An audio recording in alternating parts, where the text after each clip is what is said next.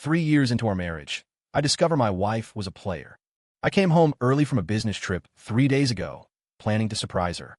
Instead, she was the one who surprised me. I overheard her talking to the system. Her love for me, our entire life together, was nothing more than a game, a mission to be completed. I turned the key in the lock as quietly as I could, pushing the door open without a sound. I hadn't told Chloe I was coming back early. I wanted to see the look on her face. After 3 years, we still tried to keep the romance alive. Finally, this is almost over. Then I can start the main scenario with Landencroft. Her voice, giddy with an excitement I'd never heard before, drifted from the master bathroom. I froze in the hallway.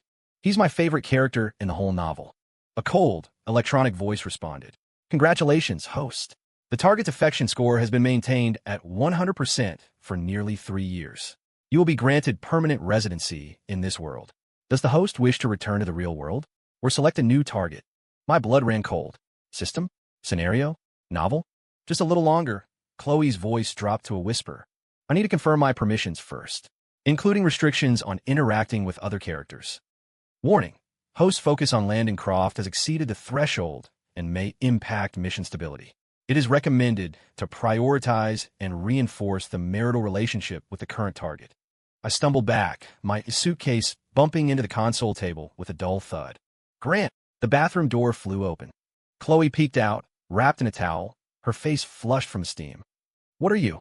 I thought you weren't coming back until tomorrow. My meetings wrapped up early. I forced my facial muscles into a smile and walked over to kiss her forehead. Wanted to surprise you. Her body went rigid for a second before she relaxed in my arms, hugging me tightly. Oh, Grant, you're the best. Let me draw a bath for you. She turned and disappeared back into the bathroom. Later that night, I feigned sleep, listening to the steady rhythm of her breathing beside me. At 3 a.m, a faint electronic chime sounded. Target's sleep state confirmed as stable, displaying latest intel on Landencroft.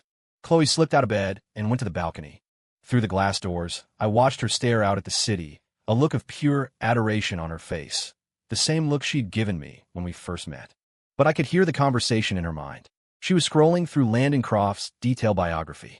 This world, our world, was a construct based on a novel. Chloe was a player, sent here on a mission. She had entered this story to save me, a character she pitted, by giving me what she thought was a true love I'd never had. The revelation was staggering, filling me with a sense of dread and humiliation. Was our world just a story? Were Chloe's feelings for me, all those moments that perfectly catered to my tastes, those looks of perfectly timed admiration, all fake? Were they just lines from a script provided by her system? Was I nothing more than an NPC in her game? As the first light of dawn broke across the sky, I made my decision. If she wanted to play a game, I'd play along. Today was our 3rd wedding anniversary, the day the system had marked as her mission's completion date. I stood by the floor-to-ceiling windows, gift in hand, waiting for Chloe to come home. Emerson, I'm back. Her voice was a soft melody behind me. I turned. She was holding a cake, her hair falling in soft curls, her eyes smiling, exactly as they had on the day we met. But in the next second, I heard her thoughts. System, it's been 3 years. You're sure Grant Emerson's affection score is still maxed out, right? A cold, mechanical voice echoed in her mind. Scan complete. Target Grant Emerson, current affection score, 100%. Mission accomplished. So I can switch targets now. Confirmed. Does host wish to change the primary target to Landencroft? Confirm. Grant is already completely in love with me. He won't leave, even if I start ignoring him. My fingers clenched into a fist, the edge of my wedding ring digging into my palm. The pain kept me grounded. Chloe was still smiling, even standing on her toes to kiss my chin. What are you daydreaming about? Miss me that much? She cooed. But her mind was saying, hurry up and get this over with. I have to meet Landon tonight. I looked into her eyes and wanted to laugh. 3 years of marriage had been nothing but a game. And my wife, my loving wife, was already itching to move on to her next conquest. The first time I saw Chloe, she fell into my arms. It was raining hard. I was leaving my office building under a large black umbrella when she burst around the corner, her high heel skidding on the wet pavement, sending her tumbling toward me. I caught her instinctively. She looked up, her eyelashes dotted with raindrops, a playful glint in her eyes. Oh my God, I'm so sorry, sir. I didn't mean to. I think I twisted my ankle. Her voice was soft, laced with vulnerability.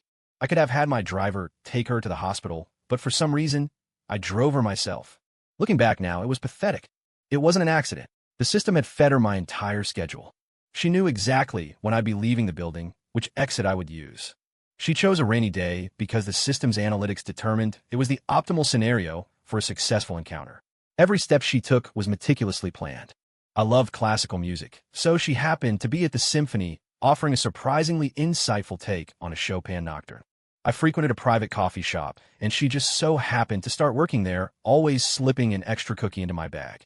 On the anniversary of my mother's death, she coincidentally appeared at the cemetery with a bouquet of white roses, my mother's favorite flower.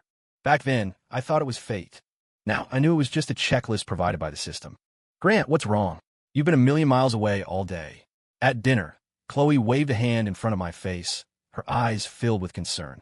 I stared at her, and my mind flashed back to the day she first told me she loved me. It was at a corporate party. A rival had set me up, and I was about to be publicly humiliated. She stepped in and saved the situation.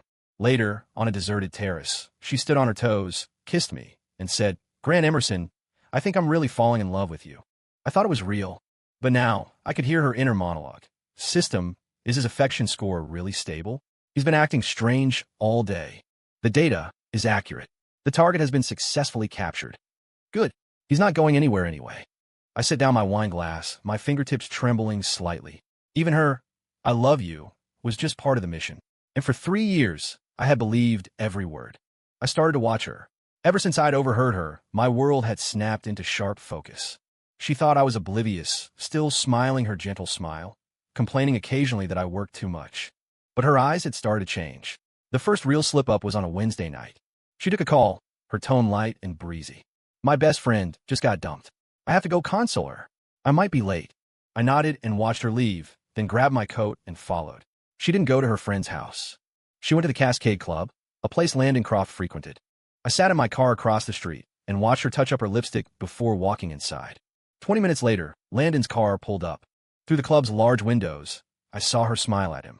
It was a familiar smile, the exact same one she had given me when we first met. She leaned in close, her fingers brushing against his sleeve, her eyes filled with manufactured admiration. Landon raised an eyebrow, clearly enjoying the attention. And in her mind, the system's voice was crystal clear. New target Landencroft current affection score, 40%. Please continue efforts. Faster than I expected. Looks like he really goes for this type. She was beaming. She was using the same playbook on another man. Sitting there in the darkness of my car, I felt a bitter laugh escape my lips. 3 years ago, she had approached me just like that, using a series of coincidences and a gentle demeanor to win me over. And now, she was ready for her next target. When she came home, she smelled faintly of another man's cologne. "Have fun?"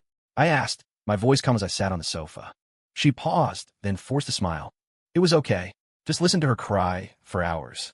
I'm exhausted." She moved to curl up next to me, but I shifted, picking up a file from the coffee table. "I have some work to do. You go ahead and sleep." She stood there for a moment, a flicker of uncertainty in her eyes, before murmuring, "Don't stay up too late." As she turned away, I heard her thoughts. "Grant been acting so weird lately. Could you have found something out?" "No, that's impossible. The system said no one in this world can detect anomalies." I let out a cold, silent laugh and closed the file. She was wrong. I was no longer the oblivious target she was playing. I was the hunter, and the game had just changed. I set a trap. 3 months later, at the Croft Industries annual gala, Landencroft would be the host. And Chloe, my wife, would undoubtedly be there. Her excuses for going out had become more frequent, her affection more perfunctory. Last night, she'd served me a tiramisu layered with almond paste, completely forgetting my nut allergy. She couldn't even be bothered to keep up the act anymore. The night of the gala, I told her I had to fly out for an emergency business trip. "So suddenly?" she asked, blinking, but I could hear the glee in her thoughts.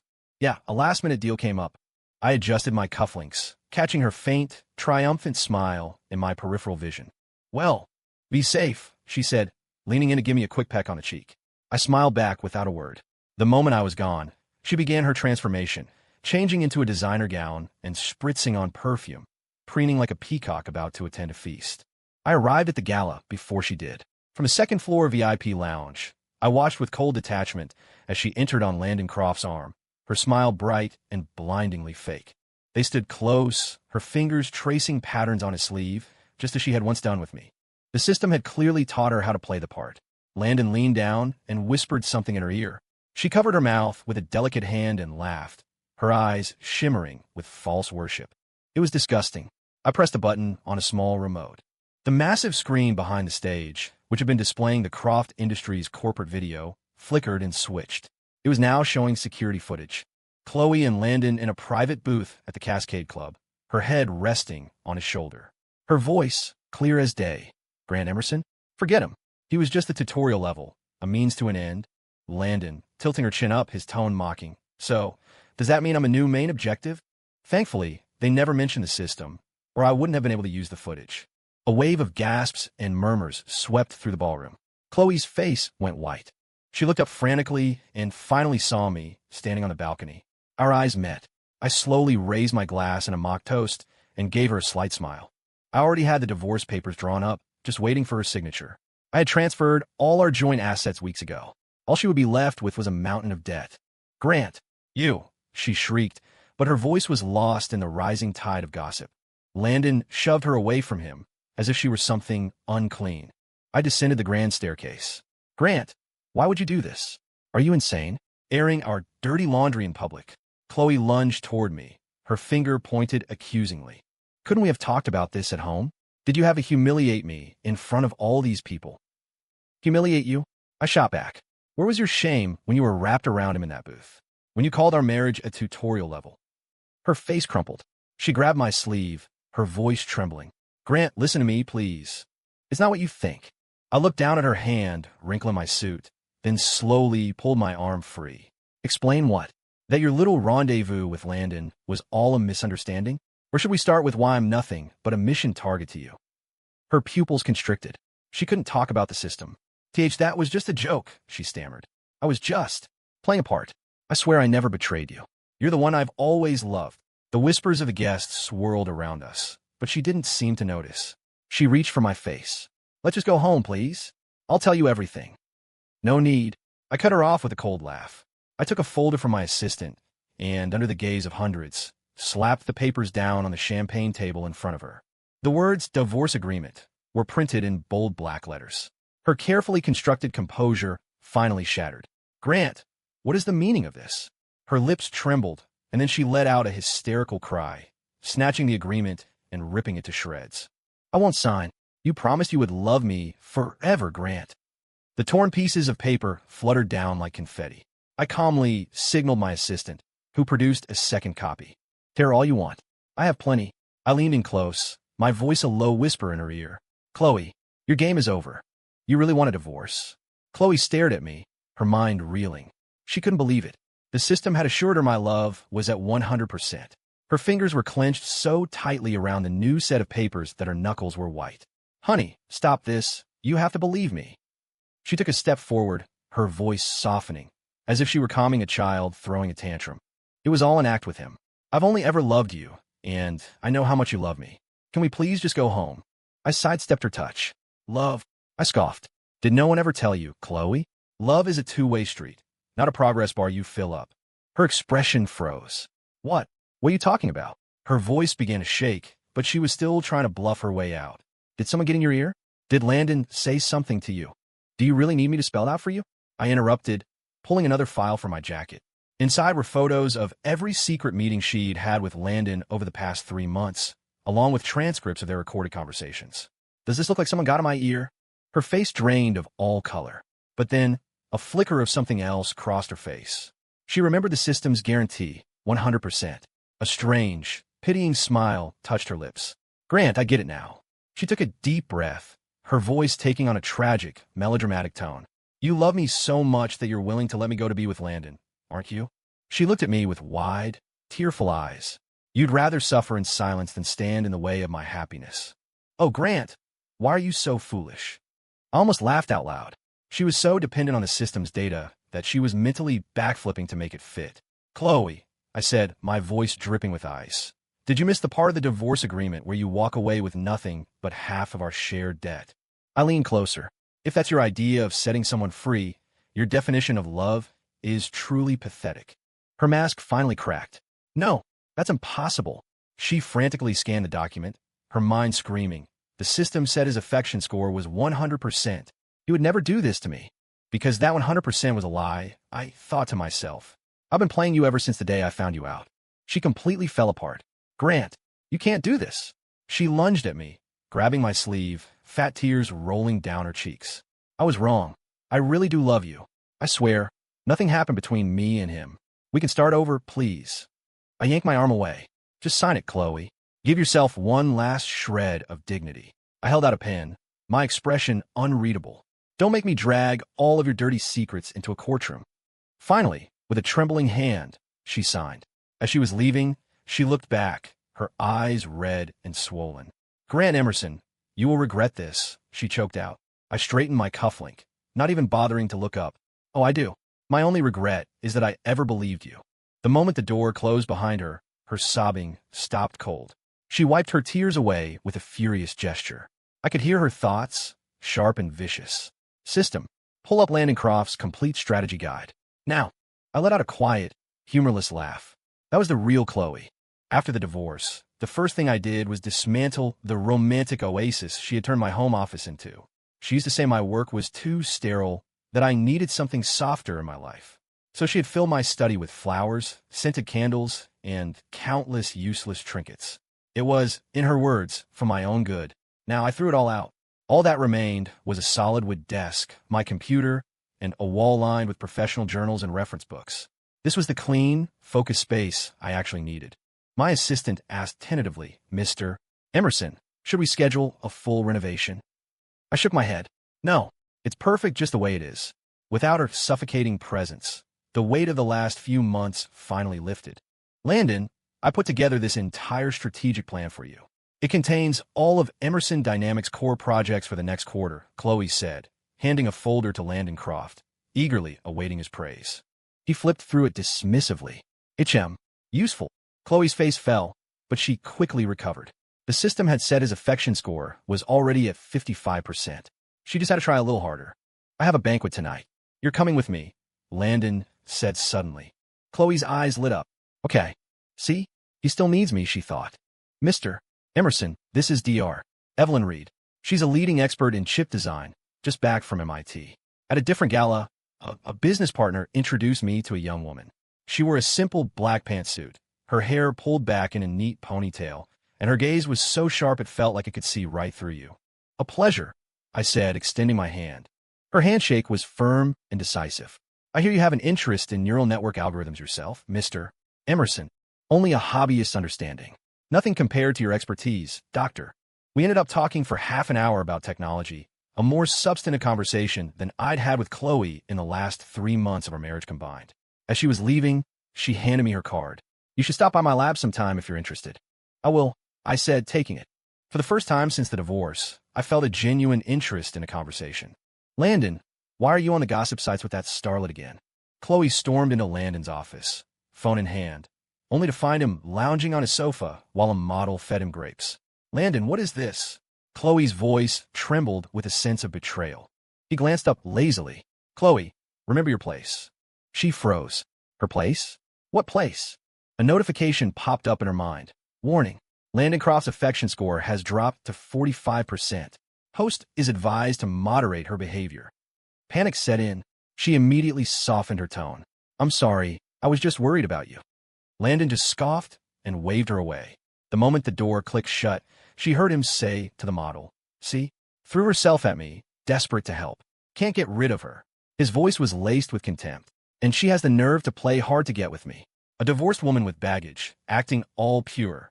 Chloe stumbled back, nearly losing her balance. The words hit her like a physical blow. She suddenly remembered that no matter how unreasonable she had been, Grant had never, ever spoken to her that way. System, I regret this. Can I cancel the mission? Missions cannot be arbitrarily canceled mid-progress, or the host will face severe penalties, unless the target's affection score reaches 100%. A bitter, humorless smile spread across Chloe's face. I pulled the rug out from under them. Mr. Emerson, Croft Industries just stole our chip design schematics. In the conference room, my head of R&D looked pale, displaying the evidence on the main screen. The leak had come from my old personal email account, an account only Chloe knew the password to. I stared at the screen and smiled. Initiate Plan B. Everyone looked at me, confused. I swiveled in my chair to face the window. That schematic is a fake. The real one was sent to the manufacturer 3 days ago through Dr. Reed's encrypted channel. Thanks to Chloe's betrayal, Croft Industries was about to spend $1 billion manufacturing a mountain of worthless silicon. Landon, this will be a devastating blow to Grant Emerson, Chloe said, handing over the stolen files. For the first time in weeks, Landon gave her a genuine smile. Well done. A system notification appeared. Landon Croft's affection score plus 5%. Current, 50%. Chloe felt a wave of relief. A week later, at my company's primary lab, data stream is stable. Evelyn Reed took off her safety glasses, the green lines of code reflecting in her eyes. The lab erupted in cheers, but she stood apart from the crowd and gave me a subtle nod. I raised my glass to her. The press conference is tomorrow. We proceed as planned.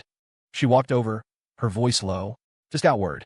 Croft Industries took a massive hit. Their entire first run of products is defective. I swirled the ice in my glass. That's not my problem. She studied my face for a moment, then smiled.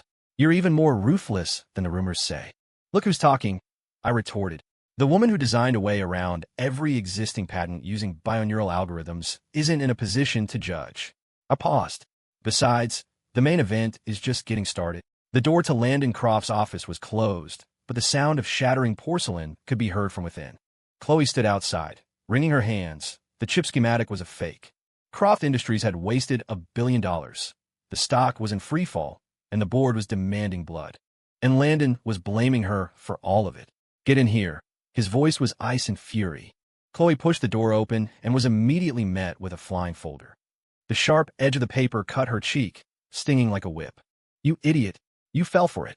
Chloe opened her mouth, but no words came out. This is your priceless insider information. Landon stalked toward her, his eyes blazing with rage, and grabbed her by the throat.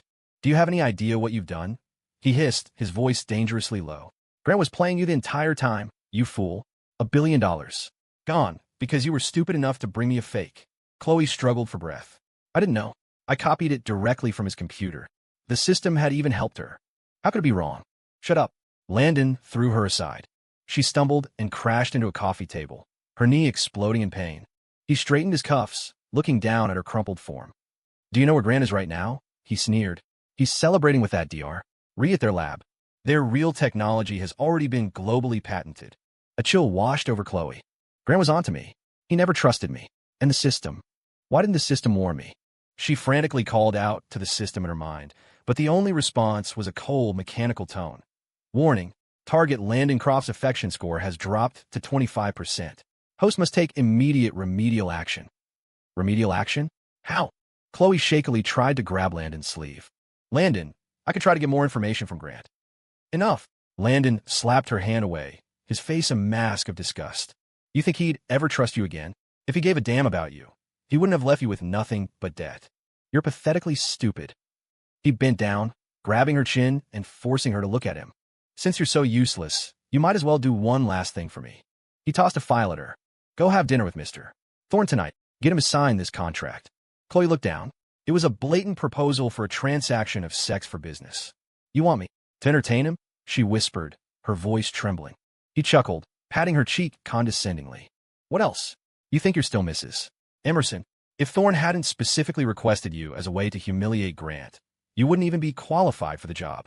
I refuse, Chloe said, her voice turning to ice. You're a monster. Go to hell. She grabbed the nearest object and hurled it at him, lunging to scratch at his face. A new warning flashed in her mind. Host's emotional state is critically unstable. Return to the mission immediately. But Chloe didn't hear it. You're insane. A complete psycho. Her sudden fury unnerved Landon. He backed away and hit the intercom on his desk. Security, get this lunatic out of my office.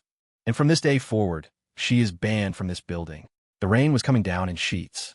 Chloe stood outside the Croft Industries building, soaked to the bone, but her eyes were dry. The system's alerts were relentless. Target, Landon Croft's affection score, has dropped to 0. Mission failed. Host will now be penalized. Wealth value minus 50%. Charm value dash 30%.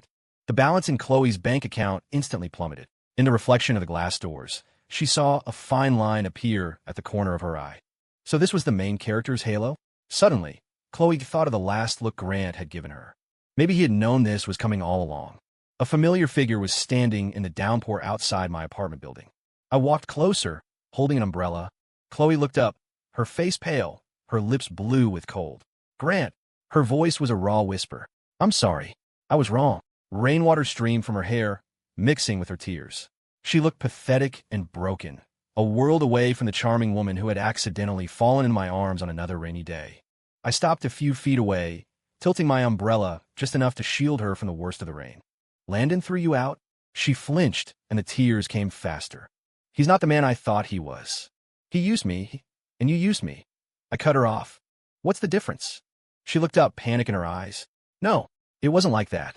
My feelings for you were real. I was forced by the sis.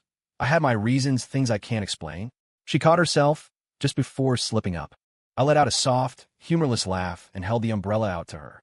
"Here, don't catch a cold." Her face lit up with hope. "You forgive me?" She reached for my hand. I took a step back, my expression calm. "Chloe, I told you the day we divorced.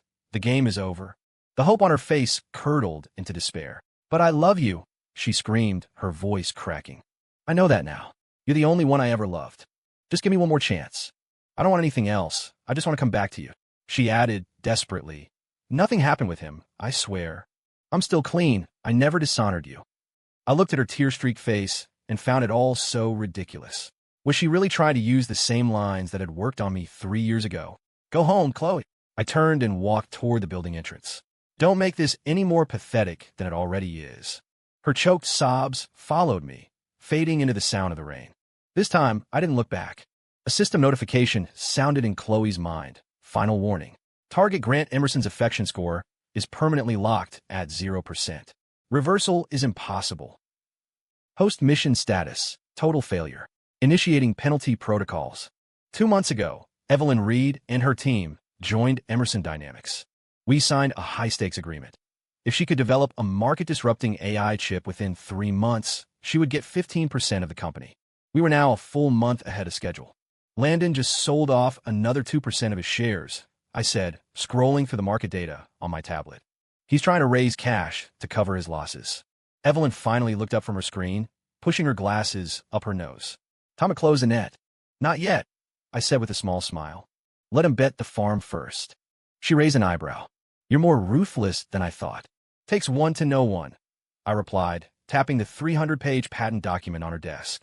"The person who figured out how to use binaural algorithms to bypass every existing patent wall doesn't get to call me ruthless."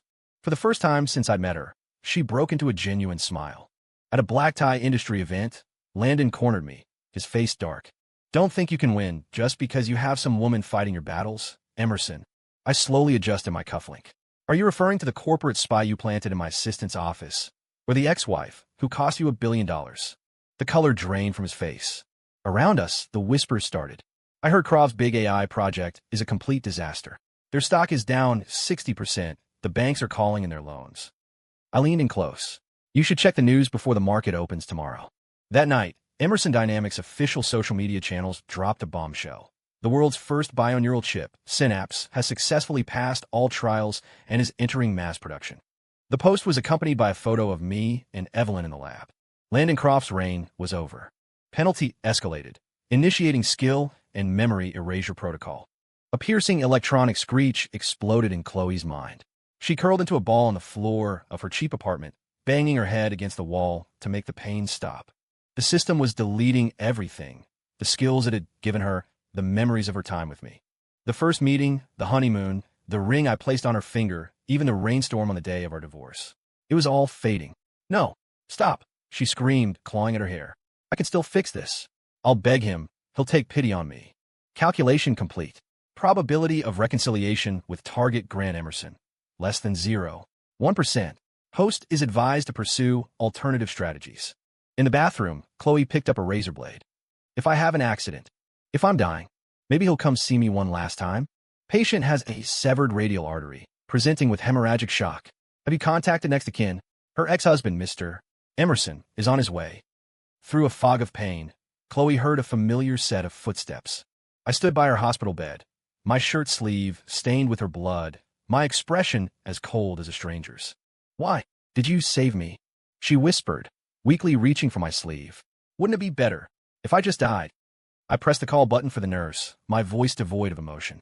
Anyone would have called for help. Besides, you listed me as your emergency medical contact. This was deliberate, wasn't it? In this situation, I had no choice but to respond, or the media would have destroyed me. But this is the one and only time. Don't call me again. I turned to leave. Grant! Chloe scrambled out of bed, knocking over the four-stand with a crash. I really am sorry. The system, it made me. I stopped and looked back, my brow furrowed. Chloe immediately shut her mouth. She couldn't reveal the system's existence. Too bad for her, I already knew. Chloe! I bent down, picked up her fallen medical chart, and gave a chilling smile. Did you know that if you had cut just a little bit differently, you might have actually succeeded? I tossed the chart back onto the bed. Next time you want to die, try to be more precise. The moment the door closed, the system's final judgment echoed in her mind. Host value has reached 0. Memory wipe countdown, 72 hours. Late that night, at Emerson Dynamics headquarters, Evelyn placed a cup of coffee on my desk. Your ex-wife tried to kill herself? Yes, I replied. She was always a good actress. Should I have the PR team prepare a statement? Don't bother. She didn't die, I said, closing my laptop. Only dead people make headlines. And she's not even worth being a pawn in the game anymore. Outside, the first ray of sunlight broke through the clouds. My time was just beginning. My name is Chloe, and I failed Grant Emerson. I pitted a character in a novel, and the system gave me a chance to save him. Instead, I broke him. The system decided to punish me. I begged and pleaded until it agreed to temporarily halt the memory wipe. It gave me a final 72 hours to settle my affairs. But I didn't want to die. I wanted to atone. I snuck into the back of Emerson Dynamics product launch event. On the giant screen, Grant stood, impeccably dressed, confidently explaining the revolutionary technology behind the Synopsis chip. Evelyn Reed was by his side. They stood together like they were born to be partners. The applause was deafening. I clutched the USB drive in my hand. It contained proof of the technological loopholes Landon was planning to exploit. It was the only thing I could do for him now. I had wronged him, and I would pay for it. Mr. Emerson, an anonymous package arrived at the front desk. My assistant handed me an unmarked envelope. Inside was a detailed list of Croft's corporate spies and a copy of my wedding photo with Chloe. On the back, a short message was scrawled in familiar handwriting. The firewall for Lab A7 has a backdoor. Be careful. I stared at the writing, then let out a cold laugh and fed the entire package into the shredder. Triple the security protocols on all labs and run a full diagnostic for vulnerabilities, I told my assistant. Especially A7. Chloe kept coming to the Emerson Dynamics building. Evelyn noticed her sitting in the coffee shop across the street, watching the entrance for hours on end. A security guard mentioned that one day, during a torrential downpour, she had run over to deliver a rain-soaked file, evidence that Landon was paying off journalists to run a smear campaign against me. It's kind of sad, my own assistant murmured. I heard she doesn't even have a place to live anymore. Evelyn adjusted her glasses and glanced into my office. I was focused on a contract, completely oblivious to the melodrama playing out across the street. This was the man she admired. Landon found Chloe. I heard you've been helping Emerson, he snarled, pinning her against a wall by her throat. You bitch, you think that'll make him want you back? Chloe struggled to breathe, but she managed a weak smile. At least, I won't lose with my dignity. Like you, I haven't lost. I still have one more card to play, and you're going to watch them burn. He threw her against the wall in a rage. Her head hit the brick, and warm blood trickled down her temple. Strangely, she didn't feel any pain. Ms. Vance was assaulted in the alleyway. The secretary reported breathlessly while I was in a meeting with Evelyn. Send her to the hospital, I said without looking up, but she keeps calling for you. Evelyn closed the file in front of her. It's fine. I'll handle it. She came back an hour later with a small bloodstain on her sleeve. She has 2 broken ribs, but she refuses to file a police report. Evelyn frowned. She said she owes it to you. My hand, holding a pen, paused for a fraction of a second. That's insane. Landon beat her up. What does that have to do with me? Is this some new, twisted form of manipulation? Next time something like this happens, don't come to me, I told my assistant, signing the last document. Call 911. The TV in the hospital room was playing the financial news. Emerson Dynamics market cap surpasses $100 billion. Grant Emerson named Business Leader of the Year. On screen, I was coolly answering reporters' questions with Evelyn by my side, the two of us perfectly in sync. Mr. Emerson and his girlfriend make such a perfect couple, the nurse commented as she changed Chloe's bandages. Chloe bit her lip until she tasted blood. She was overwhelmed with regret. That was supposed to be her place. Suddenly, the door to her room burst open. Landon Croft stormed in with a horde of reporters. Cameras flashed, capturing Chloe's battered and pathetic state. "Get a good shot," Landon yelled. "This is what Grant Emerson does to his ex-wife. Leaves her for dead after she gets attacked." The flashing lights were blinding. In that moment, Chloe finally understood. Grant had seen through all of it, right from the start, and she was nothing but a fool. She covered her face, refusing to be used as a weapon against him one last time. The system's final notification beeped one last time. Remaining host value has been depleted. Initiating memory erasure protocol. In the final moments before darkness consumed her, Chloe dialed the number she knew by heart. The phone rang and rang, unanswered. "Grant," she whispered to the silence. "This time, I'm really going to forget you." And maybe she thought that was for the best. At least then, it wouldn't hurt anymore. The USB drive from Landon contained a truth Chloe had never imagined. The bankruptcy crisis that had nearly destroyed Emerson Dynamics years ago wasn't due to market fluctuations. It was Landon's doing. The files detailed how he had bribed auditors, falsified debt records, and even paid off the Emerson family's old butler to steal trade secrets.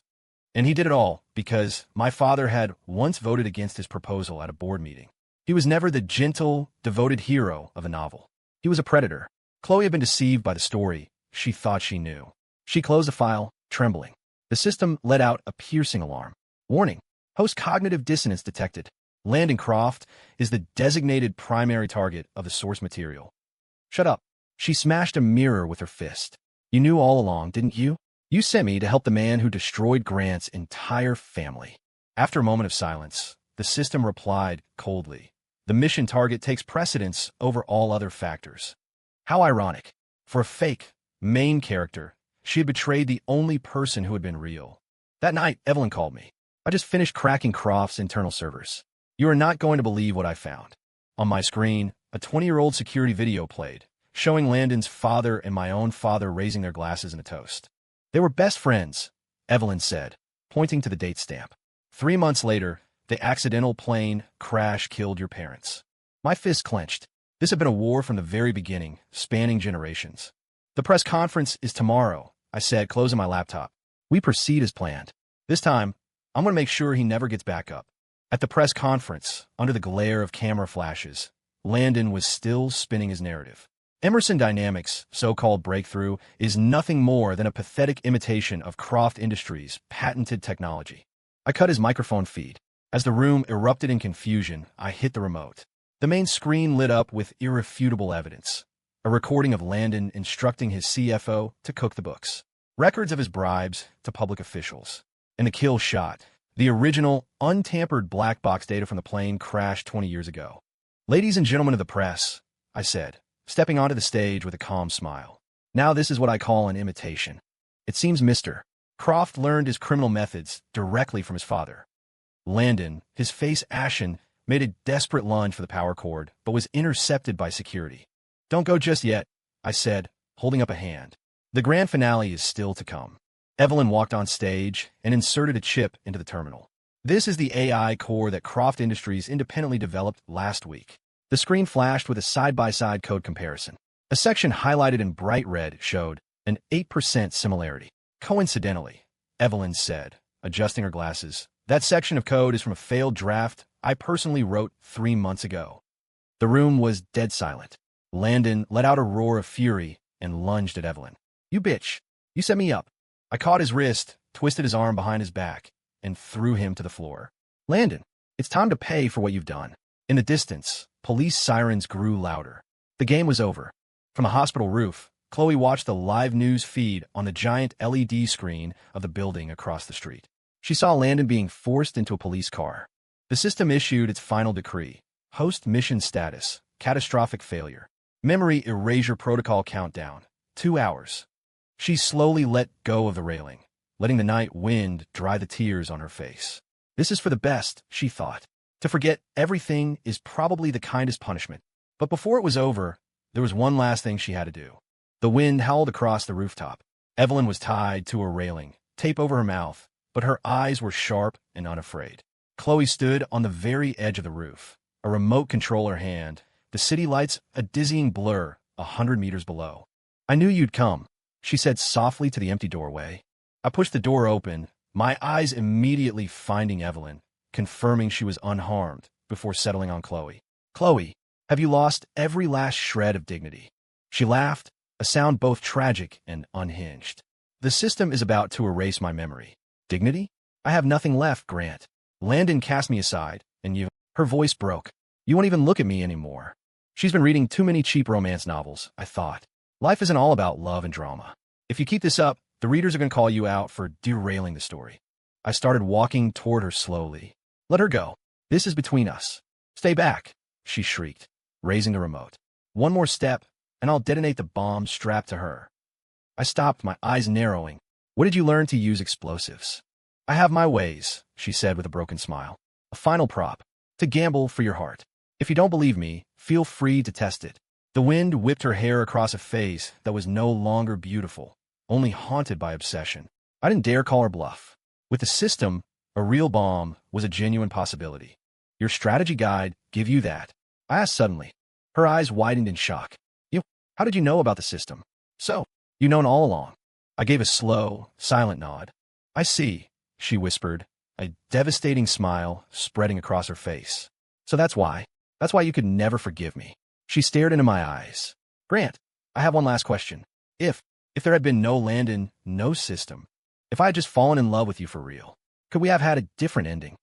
For a fleeting second, in the harsh rooftop lights, I saw the girl who had stumbled into my arms in the rain 3 years ago. The illusion vanished as quickly as it appeared. No, I answered, my voice flat. Because from the very beginning, the only thing you ever truly loved was a progress bar. It was as if all the strength went out of her. The remote slipped from her fingers. You're right. She stumbled backward, one foot slipping off the edge. I don't even know what's real anymore. In a sudden movement, Evelyn broke free from her ropes and lunged, pulling Chloe back from the brink. They both crashed to the ground. The remote shattered. It was just an empty plastic shell. There were no electronics inside. Chloe stared at the fake device. Even the system was lying to me. In the hospital, Chloe was curled up on the bed, fresh bandages on her wrists. Final warning. Host refuses to execute mission protocol.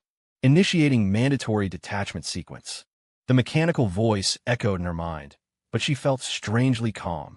The news was on the TV in the corner of the room. Emerson Dynamics officially completed its acquisition of Allcroft Industries assets today. Mr. Grant Emerson and Dr.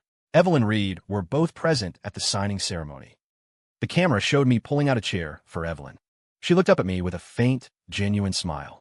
Watching them, a single tear traced a path down Chloe's cheek. So this is what the world is like without the system's interference.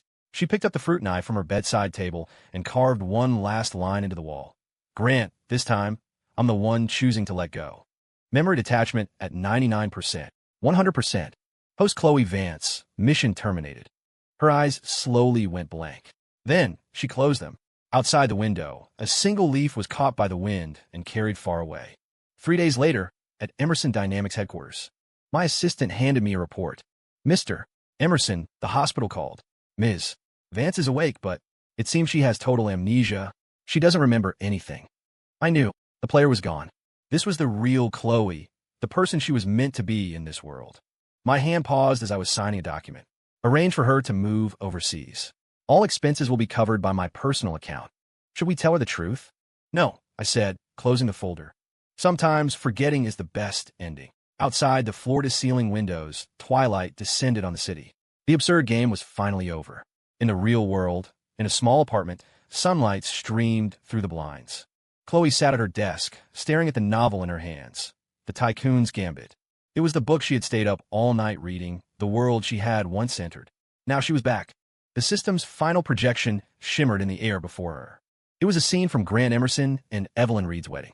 Light filtered through the stained glass windows of a grand church. He stood at the altar in a black tuxedo, his features sharp and defined, a gentle smile on his lips she had never seen before. Evelyn, in a white gown, stood beside him, her expression calm and confident. As the guests applauded, Chloe could only watch through the screen, her fingers tracing the image of a world that no longer belonged to her.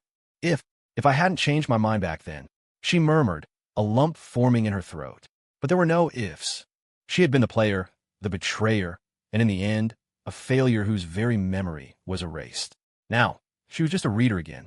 System, she asked softly. Can I go back? Just once? Even just to watch from a distance. The system's voice was as cold and impartial as ever. Host has been permanently banned from this title.